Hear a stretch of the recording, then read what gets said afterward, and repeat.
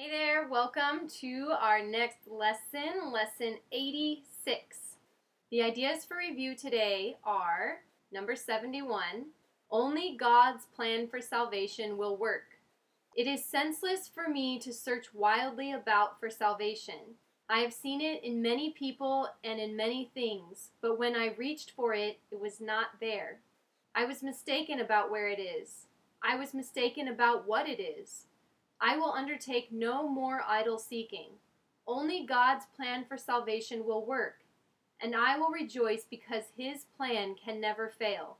These are some suggested forms for applying this idea specifically. God's plan for salvation will save me from my perception of this. So like when something really crappy is happening in front of you and you're focused on how crappy you think it is, recognize that God's plan for salvation will save you from your perception of this. So your perception of how you are perceiving what is happening in front of you. You may see it as a really bad thing, but it's not really. So like when I thought I really wanted to get on the plane to New Jersey, but really what was better for me was to get my plane switched to go straight to Washington, D.C. That was an example of my perception.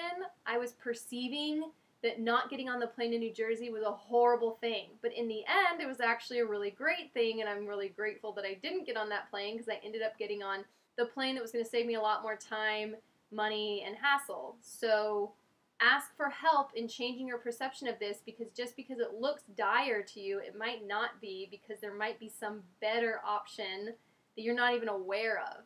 Okay, this is no exception in God's plan for my salvation. Let me perceive this only in the light of God's plan for salvation. So anytime you're getting upset, these are just some ideas that you could say to help you get back on track. I like how it says, I have seen, so talking about salvation, I have seen it in many people and in many things, but when I reached for it, it was not there. So thinking that if only I had a really happy relationship with this person, and then you get it, and then you're not happy, or thinking, well, if only I could move out of this crummy armpit of a town, then you do, and guess what? Things are still tough.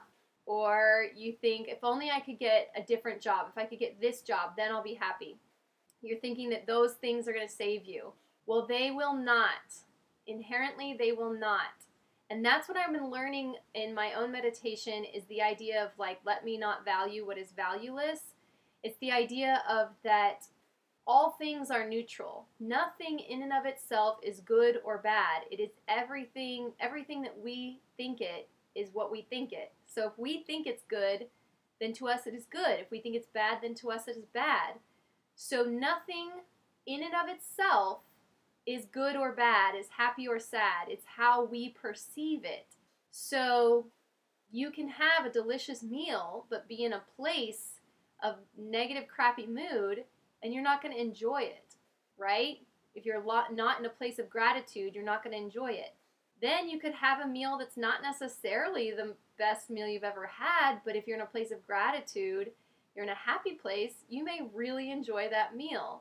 So it all comes back to our own state of mind, our own place of peace within us that will determine our enjoyment factor of our lives and of everything in it. I've gone on vacation before and had a miserable time. I was on vacation, but I was in like a piss poor mood, and it made everything tainted, and I didn't enjoy it. If I had been in a good mood, it would have been a different thing. So just because you're going on vacation, just because you're going to see a movie, doesn't mean that you're going to have a great time. It's you who decides if you're going to have a great time, no matter what it is you're doing. It makes me think of when I was little. I loved helping out. My friend and I stuffed envelopes for her dad, and I had a blast. I was like, we're pretending that we're postmen or whatever, and we were like stuffing these envelopes and laughing and having a great time with it. And then like we get to be adults and we just see everything as just a task to complete. So anyway, I'm going on a bit of a tangent here, but I think you get the idea. It all comes back to your own attitude, i.e. perception. All right, next one, 72.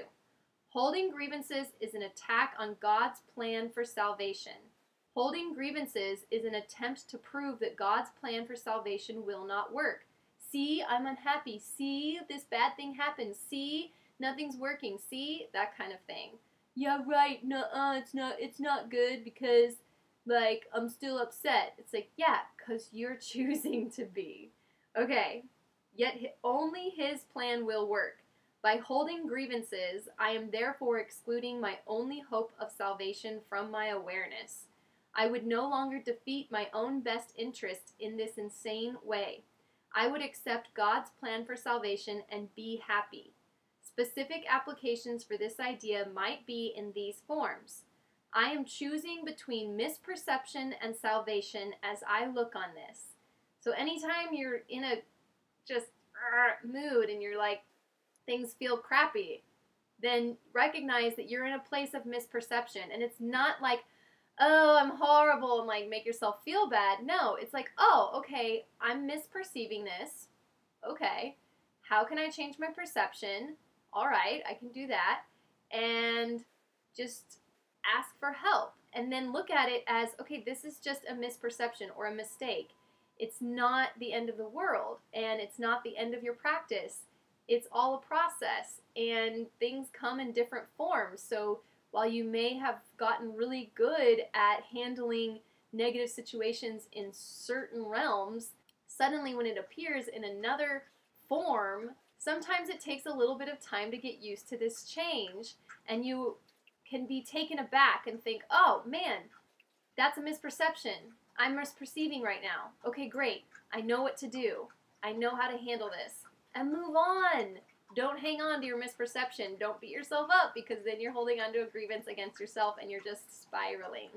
Okay, the dog's drinking water. I don't know if you can hear that. If you can, I'm sorry. If I see grounds for grievances in this, I will not see the grounds for my salvation. So you have to look past grievances, or you have to ask for help. This calls for salvation, not attack. Okay? And remember, defense is attack. So you have to like slow down and think, all right, this person's upset. I can defend myself, but in defense, I'm attacking and they will attack. I'm counterattacking or whatever. You know what I mean. So it's important for us to like stop and check in. All right, I have a note here. Let's see what it says. When we connect with the source and our path begins to be lit, we can let go of stressing about turns or detours. We can trust that we are moving in God's direction. We can let go. We can trust. We can enjoy the journey. We can be filled with love. So in our trust, in our letting go, that is how we enjoy the journey. That is how we get filled with love. And yeah, the closer we are to letting our light shine, the better we can see, the better we can trust, and the better we can just move through life in a less stressful way. And isn't that what everybody wants? I mean, I think so. We think that, oh, if I get a lot of money, then I'm not going to have to work, and then I can just like go get massages all the time.